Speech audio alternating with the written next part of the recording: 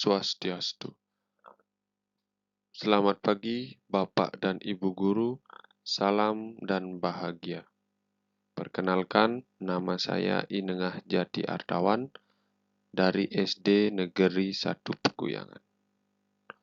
Pada kesempatan hari ini, saya akan menyebarkan pemahaman Merdeka Belajar. Dalam Merdeka Belajar, terdapat beberapa tujuan pembelajaran, di antaranya yang pertama yaitu pemahaman gagasan dan prinsip pendidikan berdasarkan pemikiran Ki Hajar Dewantara. Yang kedua yaitu pemahaman untuk memfasilitasi murid agar tumbuh sesuai dengan kodratnya.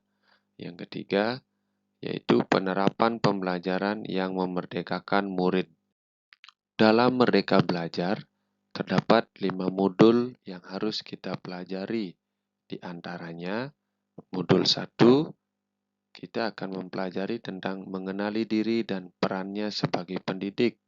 Modul 2, kita akan mempelajari tentang mendidik dan mengajar. Yang ketiga, kita akan mempelajari mendampingi murid dengan utuh dan menyeluruh. Modul 4, kita akan mempelajari mendidik dan melatih kecerdasan budi pekerti. Modul 5, kita akan mempelajari pendidikan yang mengantarkan keselamatan dan kebahagiaan. Modul 1, kita akan mempelajari tentang mengenali diri dan perannya sebagai pendidik. Dalam modul 1 ini, terdapat 3 materi pembelajaran, di antaranya yang pertama, kita akan membahas tentang mengenali diri dan perannya sebagai pendidik. Yang kedua, kita akan membahas apa peran saya sebagai guru. Dan yang ketiga, kita akan membahas ingin menjadi guru seperti apakah kita.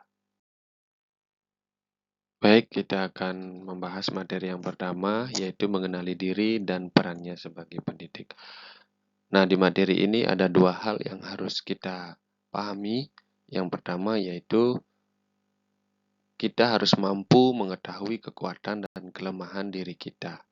Nah, artinya ini kita harus mampu mengetahui kekuatan dan kelemahan yang kita miliki sebelum kita menjadi pendidik.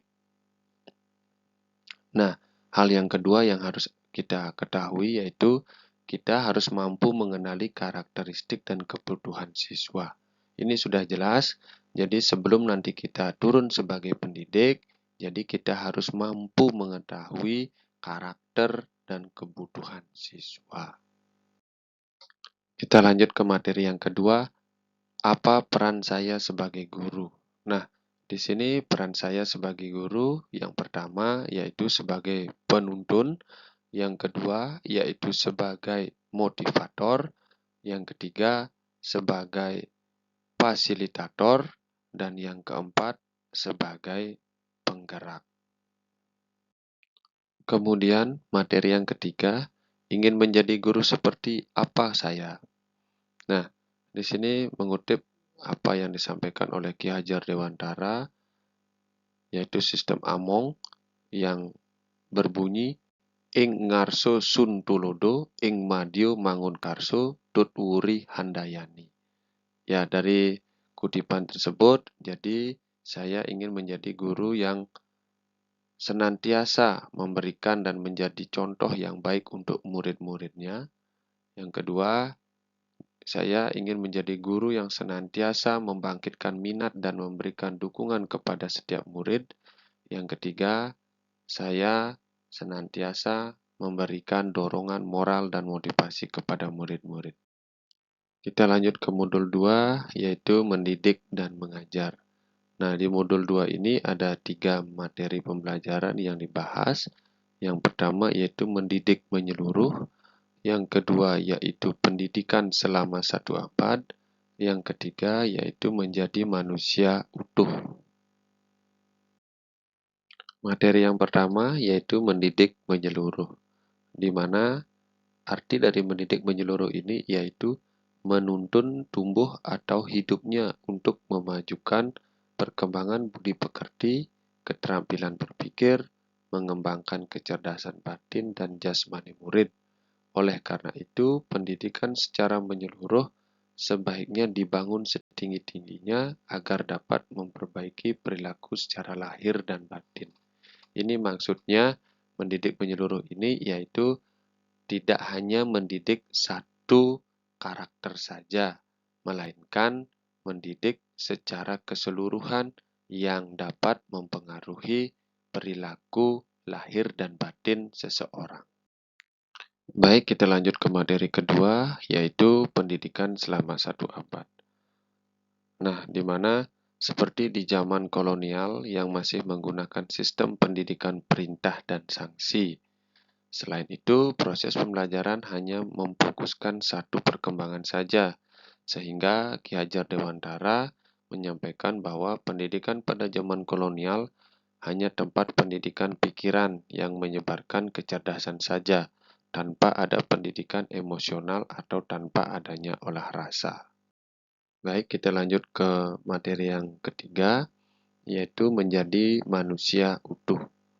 Nah, menjadi manusia utuh ini bisa diartikan juga sebagai manusia merdeka, di mana manusia merdeka adalah manusia yang dapat memerintah dan menguasai dirinya sendiri, sehingga manusia mengetahui kebutuhan lahir dan batinnya.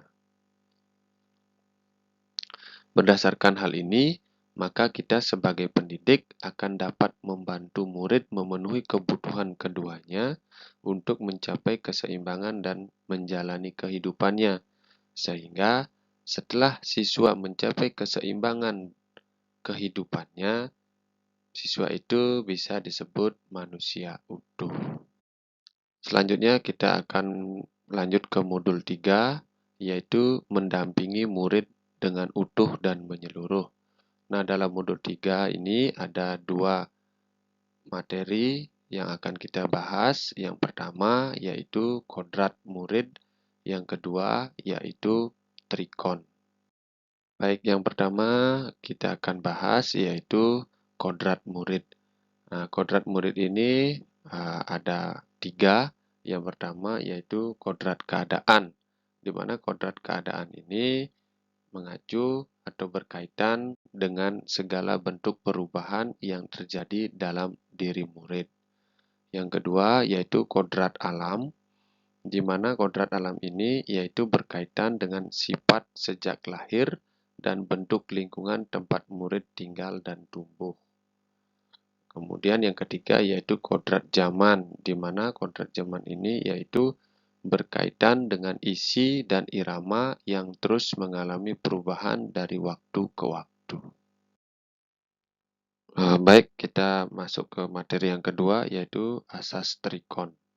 Nah, asas trikon ini yaitu asas yang digunakan untuk menuntun murid mencapai kekuatan kodratnya sesuai dengan alam dan zaman.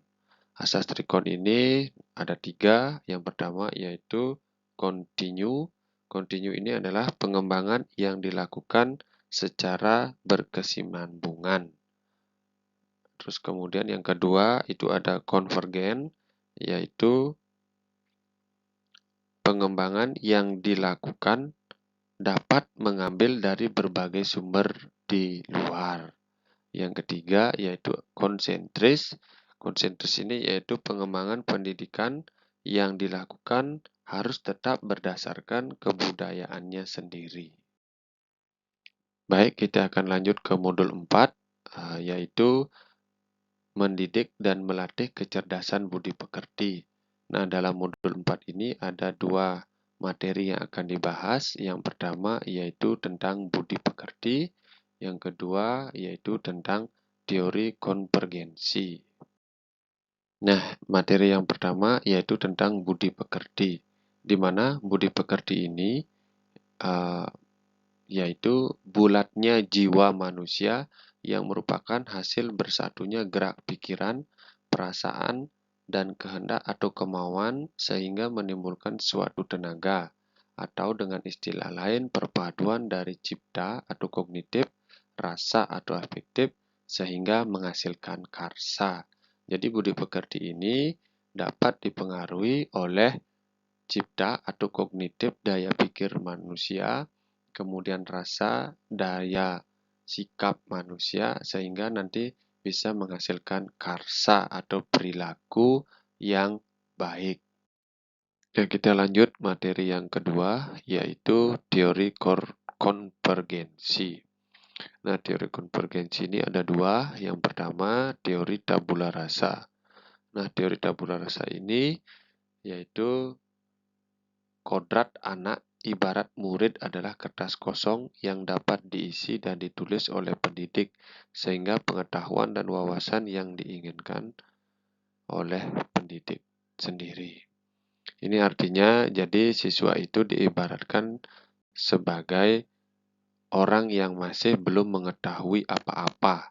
Jadi siswa itu dapat diisi pengetahuannya sesuai dengan wawasan yang dimiliki oleh seorang pendidik.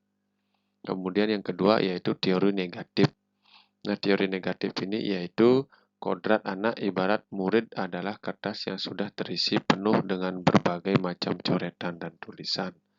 Nah, ini dimaksudkan yaitu murid ini sudah terisi oleh berbagai macam wawasan yang sudah diperolehnya selama menjalani kehidupan. Nah, kita lanjut ke modul 5, modul terakhir, itu membahas tentang pendidikan yang mengantarkan keselamatan dan kebahagiaan. Nah, di modul 5 ini ada dua materi yang dibahas. Yang pertama yaitu mengantarkan murid selamat dan bahagia. Yang kedua yaitu menciptakan lingkungan belajar terbaik untuk murid. Materi yang pertama yaitu mengantarkan murid selamat dan bahagia. Nah, untuk mengantarkan murid selamat dan bahagia ini ada beberapa cara. Yang pertama yaitu selamat dan bahagia. Nah, selamat dan bahagia ini dimaksudkan yaitu dilihat dari sarana dan prasarana yang ada di sekolah. Jadi apabila sarana prasarana yang ada di sekolah itu mendukung dan menjamin keselamatan, sehingga siswa itu akan merasa bahagia dalam melaksanakan proses pembelajaran. Yang kedua yaitu sistem Among. Nah, sistem Among ini diharapkan guru bisa memberikan contoh yang baik, kemudian memberikan motivasi kepada siswanya, serta memberikan dorongan kepada siswanya, sehingga siswa merasa bahagia. Yang ketiga, yaitu Merdeka Belajar Abad 21, di mana pendidik dituntut untuk selalu mengikuti perkembangan zaman dalam proses pembelajaran, sehingga murid atau siswa bisa merasakan perkembangan zaman dan merasakan kebahagiaan pada saat melakukan proses pembelajaran. Materi yang kedua yaitu menciptakan lingkungan pembelajaran terbaik untuk siswa.